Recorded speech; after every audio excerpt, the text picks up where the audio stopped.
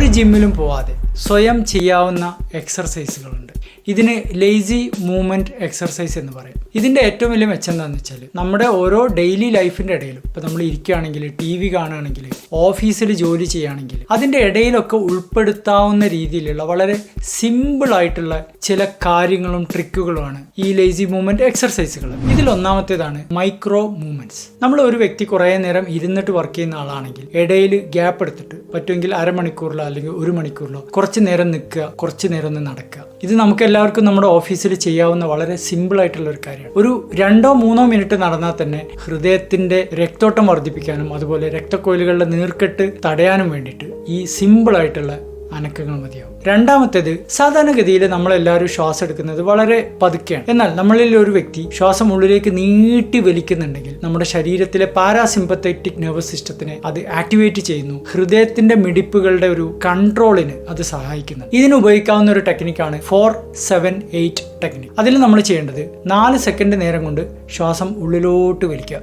അതിനുശേഷം 7 സെക്കൻഡ് നേരത്തേക്ക് ആ ശ്വാസം പിടിച്ചു വെക്കുക. പിന്നീട് 8 സെക്കൻഡ് നേരം കൊണ്ട് മാത്രം പതുക്കെ ആ ശ്വാസം പുറത്തേക്ക് വിടാം. ഇത് എല്ലാ ദിവസവും ഒരു പ്രാവശ്യം ചെയ്താൽ തന്നെ നമ്മുടെ ശരീരത്തിലെ നീർക്കെട്ട് കുറയാനും അതുപോലെ പാരാസിമ്പത്തറ്റിക് നെർവസ് സിസ്റ്റം ആക്റ്റീവ് ആവാനും BP കുറയാനും സഹായിക്കും എന്നുള്ളതാണ് പഠനങ്ങൾ കാണിക്കുന്നത്.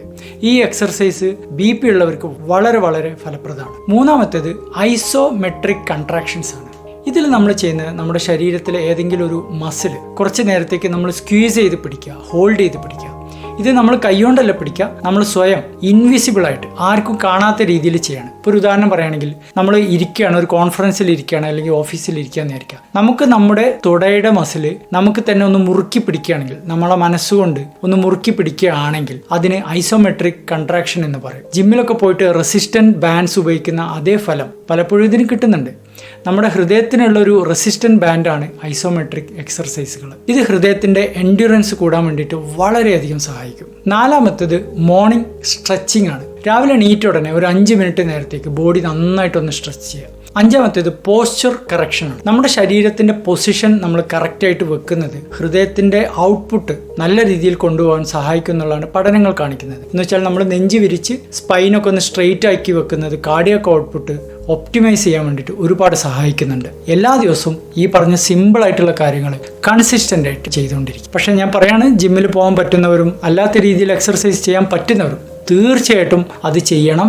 അതിനൊന്നും സമയം കിട്ടാത്ത ആളുകൾക്ക് വേണ്ടിയിട്ടുള്ളതാണ്. അവർ ഒന്നും ചെയ്യാതിരിക്കുന്നതിലും നല്ലത് ഈ ലേസി ആയിട്ടുള്ള എക്സർസൈസ് ചെയ്യുക എന്നുള്ളതാണ്. എക്സർസൈസ് ചെയ്യാൻ തീരെ സമയമില്ലാത്ത ആളുകൾക്കായിട്ട് ഈ വീഡിയോ ഒന്ന് ഷെയർ ചെയ്ത് കൊടുക്കുക.